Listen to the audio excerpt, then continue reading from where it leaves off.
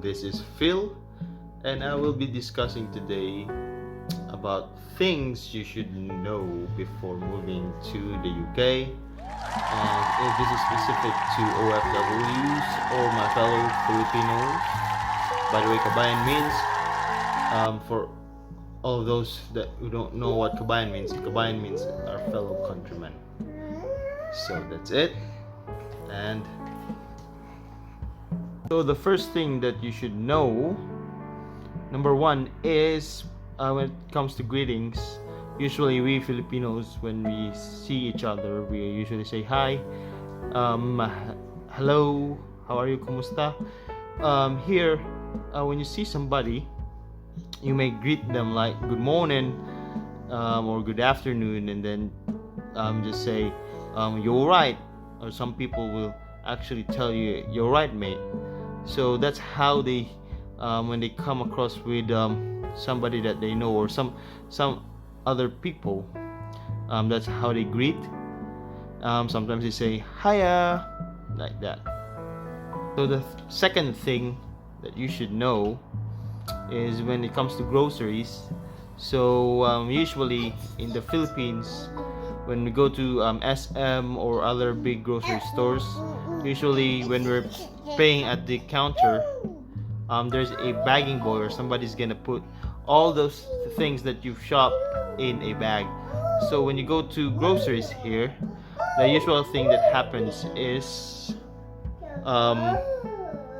when we go to the cashier, we are the ones. There's nobody's gonna bag all your groceries. So it's like self-service style, or there are self-checkout counters where you can scan your own groceries and then pay there as well. So yeah, it's kind of convenient because we don't. It lessens the line, of course. Lessens the queue because there are self-checkout counters and tills or counters as well. And it's kind of convenient because if you're in a hurry, you just go to the self-checkout counters and just pay your own groceries. It's much faster when you go to the self-checkout counters. The third thing is, I don't know if it's already in the Philippines, but before I went here, I know that it's not yet there, the contactless payment. So usually when people here shop, they have their debit cards, and when they pay in the till, counters here are called till, or cashier's area is called till. So when you go to the till, you just do the contactless payment by when they have, like, the credit card machine. So we just tap our debit card in the credit card machine, and then it reads your card. That's how we pay. So but there's a limit to it, so it's up until 45 pounds, I think. And this they increased the contactless payment limit during the pandemic. So I think it's up until 45 pounds. So if you buy something below 45 pounds, you can pay contactless payment. So basically, it's much more convenient, and a lot of people here use contactless payments, especially during the pandemic, because it's more convenient rather than paying in cash. So unlike in the Philippines, we always pay cash, and whenever we use our credit cards, we still have to sign something. As I can recall, we need to sign something in the receipt. So here, if we use our credit card, sometimes we don't need to sign anything. So number 4. So the fourth thing that you must learn when you come here in the UK is English is not a sign of or a measurement of intellect. So there's a lot of people around the world that comes here, live here, migrate here, and of course they don't speak the native language, which is English.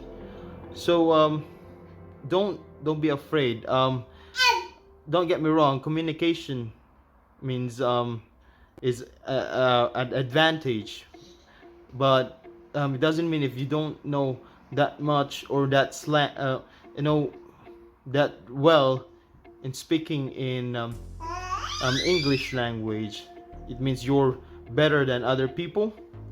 So yeah, when you're in the Philippines, if you know how to speak English, people will actually think that you're a very intelligent person, something like that. But here, when I first when I had my first job, there are other people that actually don't speak English that much, and actually, we are blessed that from since elementary or kinder we are taught how to speak American English, so it helps a lot. But it doesn't mean that he's better than you or you're better than them because you speak better English. So, but yeah, it's an advantage because you can communicate well with other people, but doesn't measure your intellectual capacity. So, number 5. So, this is the fifth thing that you should know when you come here in the UK, especially to all the dependents or husbands and wives of nurses here in the UK. So, basically, there's like this situation where you are working in a position when you're still in the Philippines, or your job is that big, you're a big shot and it's a certain job.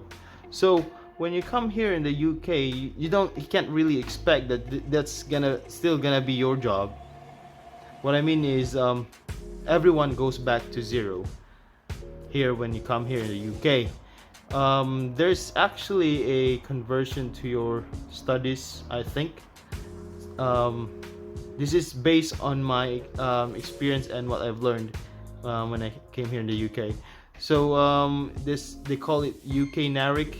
My friend convert his credentials through UK NARIC, and now he has a job. So basically, usually when people come here, bringing all of their credentials, their school records, but I already worked like 3 jobs already, but I haven't even once used my school credentials because they won't like they won't honor it or something like that. Like they don't really mind about it. I think so, because they have a different education standard here. So basically, if you come here, if you're a nurse, everyone goes back to zero, and you should work your way to the top. So yeah, that's it. That's what I've experienced and learned from other people here in the UK that came in as dependents. But just work hard, just be patient, and you can totally reach the thing that you wanna, or your goal. If you want to go back on top, just don't be really that picky though when it comes to jobs. But it's up to you actually. But it doesn't mean that you're much lesser than other people. It's just that you just need to go back to zero because we have different educational systems, and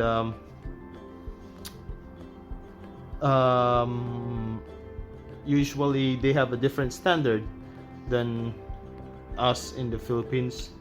So yeah, that's it. Just we all go back to zero no matter what your job in the Philippines, unless if you're a nurse. So the 6th thing that you must learn when you come here in the UK is American English, and English or British English is totally different.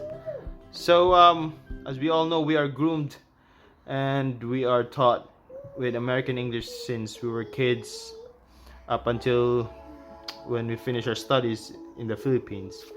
So when you come here, if you think that you can totally understand them quickly because you know how to speak American English, you're wrong. because I've been here for like almost 3 years now, and my job requires me to talk to people every day. I work 6 days a week now. I got 2 jobs. Still, there are some difficulties sometimes understanding them because they have a different accent and different words. Yeah, if you took the IELTS exam, definitely you will know that they have different terms and different kind of things. So that would actually confuse you sometimes. But if ever you don't understand them, just tell them I'm sorry. And some people, usually Filipinos, would say, "Pardon me."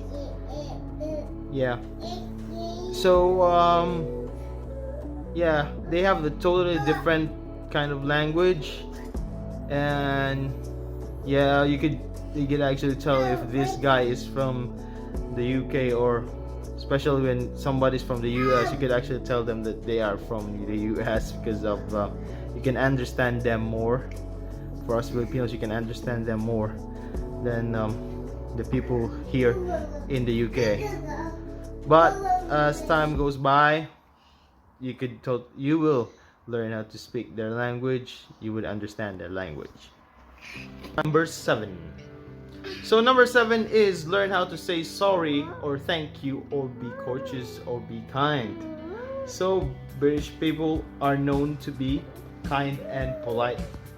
So learn how to say sorry, learn how to say excuse me, learn how to say thank you. Of course, Filipinos are kind as well, polite, but I think they are more polite than us here in the UK. I use those words every day, especially at work. So that's it. It's really simple, but sometimes we forget small things like that, which are very important to them. Yeah. Now we're going to number 8, work-life balance. So here in the UK, work-life balance is a big deal. So employers are actually giving employees a holiday leaves, and it's really not that hard to file an annual leave or holiday leave like in the Philippines. This is my own experience, by the way. So maybe other people have different experiences, but I've worked a lot of different kinds of jobs in the Philippines, and it's really hard to apply for a leave, or if you need to go somewhere a month later, and then you try to ask your boss if I could take a day off on this day or use my leave or anything like that. So sometimes you get rejected. It's kind of hard, but here you can actually ask your manager, as long as they haven't made the schedules yet, that you can work on that day, or you're gonna file an annual leave. So it's much easier here to request, actually, because your bosses actually know that work-life balance is really important. It's good for your wellness, your lifestyle. It's gonna press the pause button if you're really under stress at work. So that's it. And if you're a foodie or you love food, food here is not that salty. So if you really love Filipino taste or Filipino kinds of food, I think most of their food doesn't have MSG or magic syrup or anything like that. But you can buy these things on some like Asian markets, Filipino markets. When you buy Chinese takeaways, I think they have it as well. But when you eat English breakfast or something like that, usually the salt is separated, so it depends on you if you want to put salt in it. But most of the time it doesn't have that um, salty taste.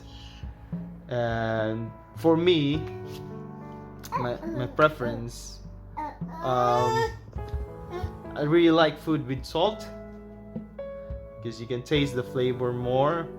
It amplifies the taste of the meat.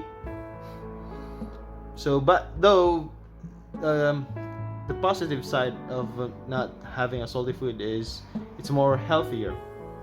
So that's why their life expectancy of people here living here in the UK is much more higher than us. So yeah, when you're in the Philippines and you're in your 60s, it's like the senior citizen. It's not that active. Well, you can see people here in their 70s still working or doing going to the gym. Yeah, they are really healthy.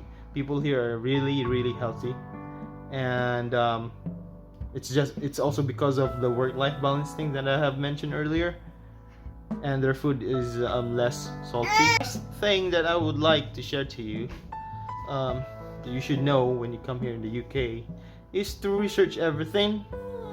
So when you come here in the UK, they have a really strong internet connection. So just research if you want to go out, do something, especially during COVID time, because there are a lot of guidelines, and you shouldn't break these guidelines because these are serious ones. So much better if you research first before you go out. It's also advised to keep you safe. And by the way, this is the first episode of Kabayan Diaries. Basically, this is about OFWs. I would be talking about OFW life here in the UK. And thank you for your time. And I would like to invite you to subscribe to my channel, Papa Phil. You can also click the bell button so that you'll be notified if I have new videos.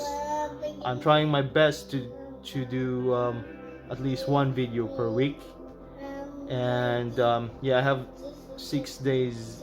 I work 6 days a week, so it's kind of hard, but I'm gonna do my best to make one. So that's it. That's the 10 things that I would like to share to you that you must know before you move here in the UK. I wanna share more things or ideas or things that I have learned here in the UK. It will be another part. This is actually part 1, and this I just made the script like a minute ago, and I'm just using my phone as a camera. So this is just like a quick thing. Like I just had this idea like an hour ago. So that's it, guys. Stay safe, subscribe, and always take care of yourselves. Bye. Ciao. Hey guys, these are my own learnings and experiences. So if you have a different experience, you can just comment down below. And if you want to share anything, I'm open to it. So just comment down below in the comment section. Thank you. Ciao.